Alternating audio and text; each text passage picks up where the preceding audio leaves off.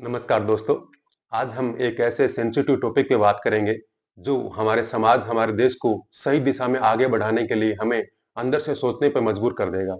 आजकल हमारा समाज, हमारा देश का युवा, देश का भविष्य किस तरफ जा रहा है, ये मैं ऐसा क्यों बोल रहा हूँ, एक जीता जागता उदाहरण आपके सामने मैं पेश करना चाह रहा हूँ। आजकल हम जी रहे हैं अभी 21वीं सेंचुरी में और ये है सोशल मीडिया का जमाना, या इससे आगे बोलूं तो ये है एआई का जमाना। जहां पे हम एक बार कोई चीज देखते हैं तो वो हमें फॉलो करती है लगातार। अगर हम इसमें गलत चीज देखते हैं तो गलत चीज हमें दिखाती रहेगी एआई का ऑप्शन। और अगर हम अच्छी चीज उस पर देखने लगे तो अच्छी चीज भी हमें उसको फॉलो करने लग जाती है।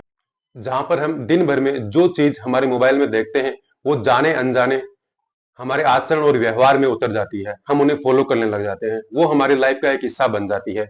इसी तरह आजकल हमारे समाज का एक हिस्सा फॉलो करता है इंडियाज गोट लेटेंट शो को, और दूसरा हिस्सा परम पूज्य संत महाराज प्रेमानंद जी महाराज, जो साथ एक भगवान का स्वरूप है, उन्हें फॉलो करता है। आप किस तरफ हैं देख लेना अपने आप को। हालांकि वैसे देखा जाए तो दोनों का कोई कंपैरिजन नहीं है आपस में।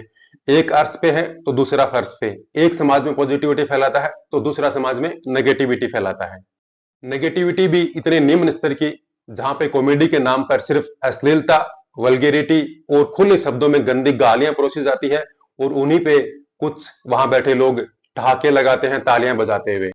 एकमात्र ऐसा शो जिसे बोलूंगा कि वहां के जज, चाहे वो फीमेल हो या मेल हो, बेशर्मी के साथ खुले शब्दों में गंदी गालियां देते हैं और आपस में ठहाके लगाते हैं।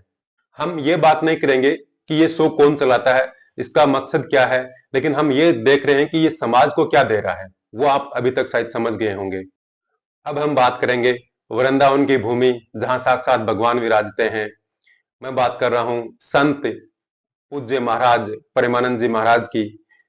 जय श्री राधे राधे। अगर आप भी उनको फॉलो करते हैं तो एक बार कमेंट में राधे राधे जरूर लिख। मैं तो यहां तक बोलूंगा कि दुनिया के एकमात्र ऐसे संत जो केवल इंसानियत और इंसान की बात करते हैं, न कि किसी धर्म विशेष की। इसीलिए सभी धर्मों के लोग उन्हें न चाहते हुए फॉलो करते हैं, क्योंकि वो दुनिया में एक अच्छा संदेश देना चाहते हैं।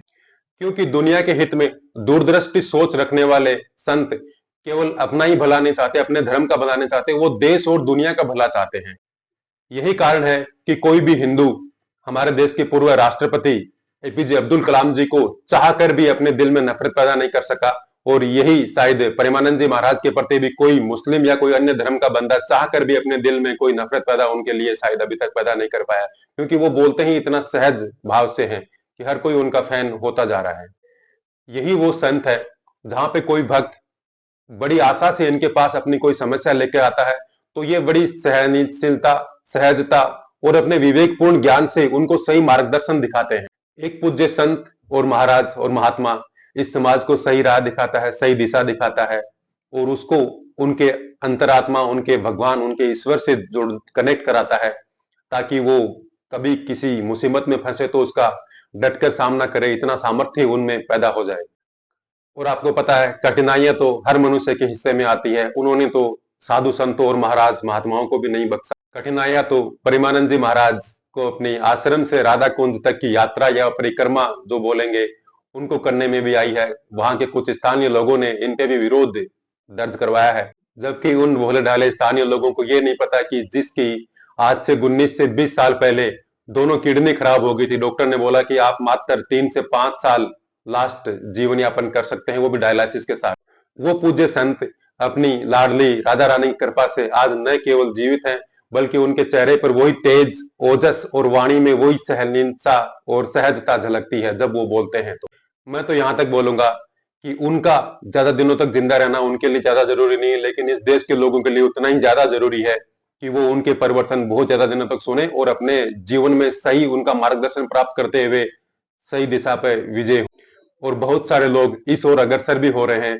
वो अपने जीवन में पॉजिटिव परिवर्तन लेके आए हैं और गलत आचरण से कोसों दूर रहते हैं आजकल। ऐसे संत का आपने विरोध किया जो साक्षात एक भगवान का स्वरूप है।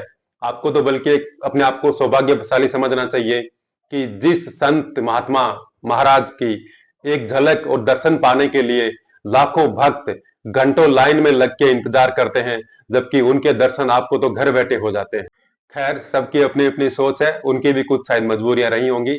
हालांकि अच्छी खबर अब हम सब के लिए ये है कि ये यात्रा फिर अभी कुछ फेरबदल के साथ दोबारा से चालू हो गई है। उस लेटेंट के शो में टेंट तो उखड़ चुका है और अभी मात्र एल एल बचा है, क्योंकि आपको पता है सस्ती लोकप्रियता ज्यादा दिन तक कहां चलती है दोस्तों। और लास्ट में यही पूछना है कि कौन कौन प्रेमानंद जी महाराज जी को फॉलो करता है और उनके परिवर्तन सुनकर अपने जीवन में पॉजिटिव चेंजेस लेकर आया है, तो वो राधे राधे लिखकर अपनी उपस्थिति दर्ज कराएं। राधे राधे, जय श्री कृष्ण।